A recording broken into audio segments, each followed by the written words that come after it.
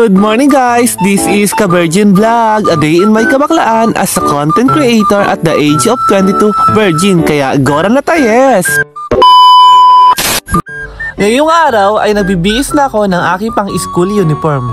Maayos kong isinusuot ang polo at pantalon. Sinisigurado kong malinis at pakaplansya nito. At isinuot ko nga pala dito ang aking ID at ang aking black shoes outfit check. At lumabas na nga ako ng aming bahay at pupunta na nga ako sa aming paradahan. Ewan ko nga kung anong sasakyan ko, kung helicopter nga ba o tricycle. At pag-isip-isip ko nga palang sumakay na lang sa tricycle dahil wala nga pala akong helicopter, mga ka-virgin.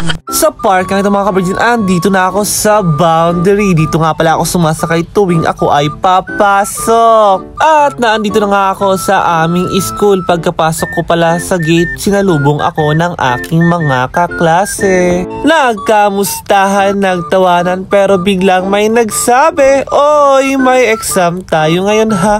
Doon ako natauhan. Naku po, exam pala namin ngayon. Medyo kinabahan si Ka-Virgin. At dumating na nga ang pinakamaganda kong teacher, si Ma'am Jo. At pagkatapos namin mag-exam, nagkayaan kaming kumain sa labas ng Mabini. Gusto sana namin ng pansit kasi miss na namin yung lutong bahay ni Kuya. Pero pagdating namin doon, nagluluto pa pala sila. Medyo gutom na rin kami kaya nagdesisyon na lang kaming kumain sa food court. Sa park niyang ito mga ka-virgin, kami ay papunta na sa food court para kumain ng pastil. Pagdating namin doon, agad kaming humanap ng upuan habang naghihintay ng order. Nagkwentuhan muna kami ng aking mga kaibigan tungkol sa aming klase at mga plano mamaya. At pagkadating ng aming pagkain, sabay-sabay kaming kumain at nag-enjoy sa lasa ng pastil. Sa park nga ito mga ka-virgin, habang kumakain kami, may dumating na tatlong magaganda kong kaibigan na classmate.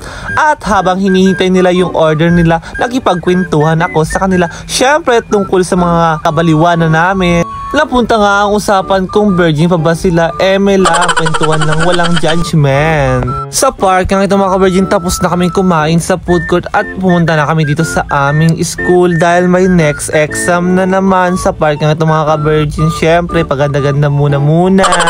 So yun na nga mga ka-virgin, at hanggang dito na lang dahil tapos na ang aming exam, kaya magpapaganda muna ang person.